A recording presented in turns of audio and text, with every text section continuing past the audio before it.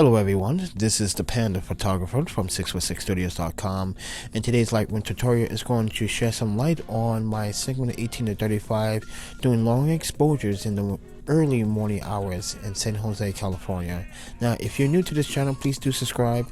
Please do hit the notification button to see more content, and please do watch some of the content that is on this channel. With that said, I'm going to actually talk about my experience shooting long exposures in the early blue hour mornings. Now, this is between 6 and 7:30, but at the time of these photos it was between 6:45 and 7:30.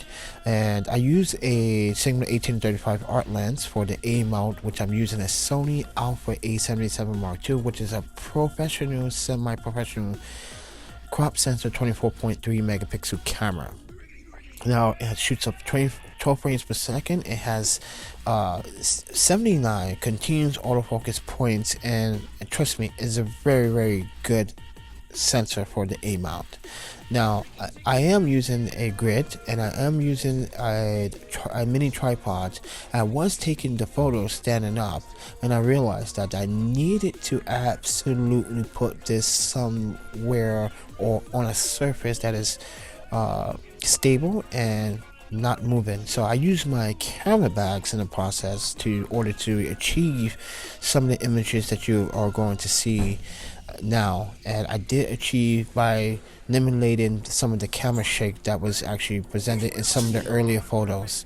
Now I am shooting at 1 second at shutter speed. I am shooting at f11.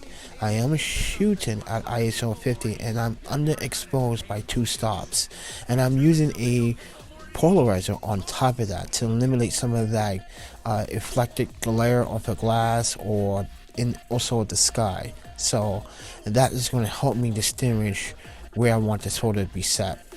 But the reason why I'm shooting at f11 is because I really want to emphasize the long exposure at 1 second. If you shoot at f5.6, it's going to be too washed out and too overexposed.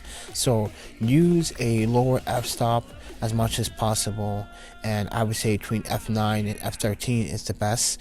But as I said, it depends on the condition, on the weather conditions that you are in.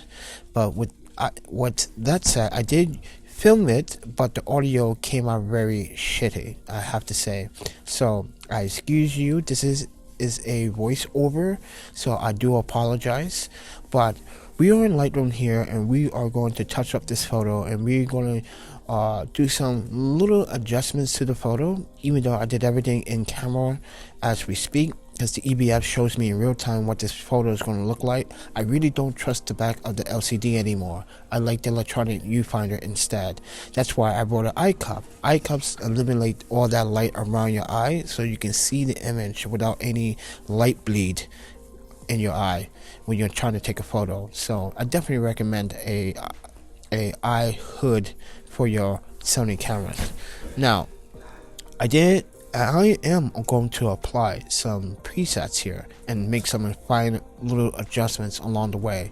Now in Lightroom it did detect my Sigma 18-35, which is good. The new Lightroom is actually learning, but I still have some problems with the Lightroom as we speak, but that's on another topic.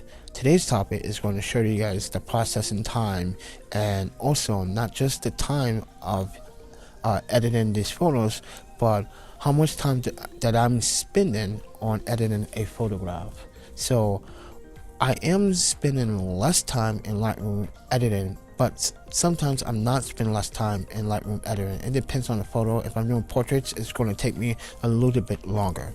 But with that said, I am going to apply some of my presets, make some fine adjustments. You're going to see me make some shadow adjustments, some highlight adjustments as well. You're going to see me add some sharpness and reduce some sharpness to make sure that everything looks great.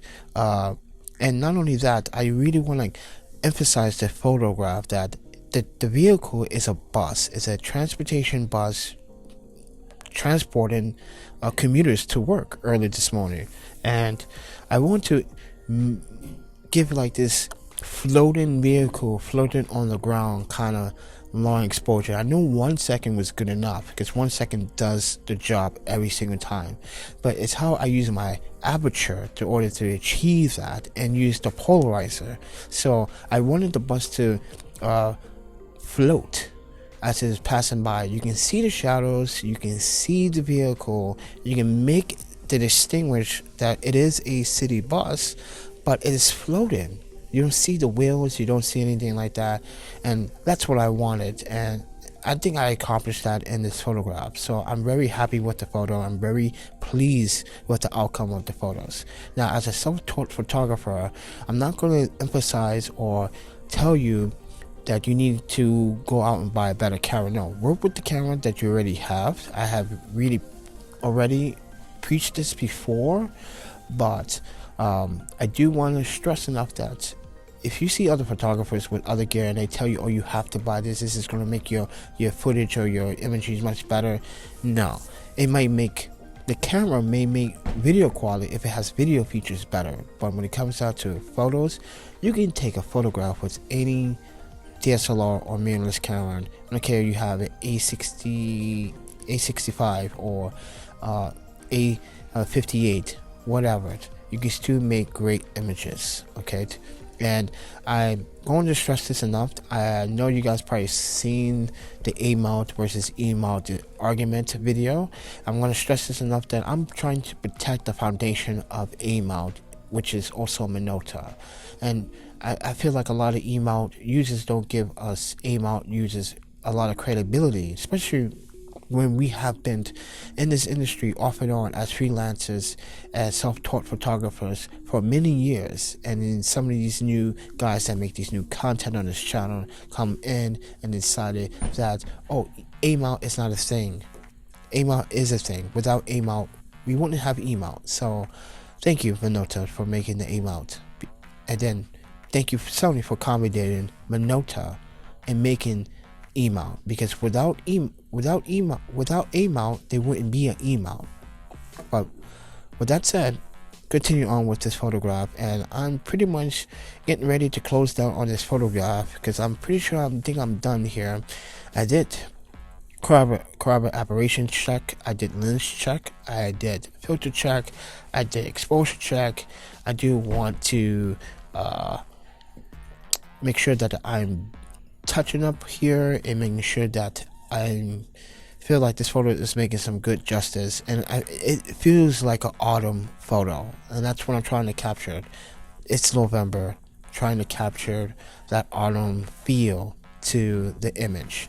But it's been great talking to you guys, and it's been great having you guys come all this time. And now I have 321 subscribers. I really appreciate you subscribers that have been subscribed to my channel for a long time. I really do appreciate it. And it's time, I think it's time for a small giveaway or something. So I'm gonna try my best to talk to a lot of companies. But with that said, eat, sleep, photography, repeat, subscribe, sub, follow me, and I will see you guys in the next video. And oh wait, not just that, I do want to stress one more thing before I go, is that shoot with what you have. Alright? Be happy with what you have. That's all I have to say, guys. With that said, eat, sleep, photography, and repeat. And I will see you guys in the next video. Take care. See ya.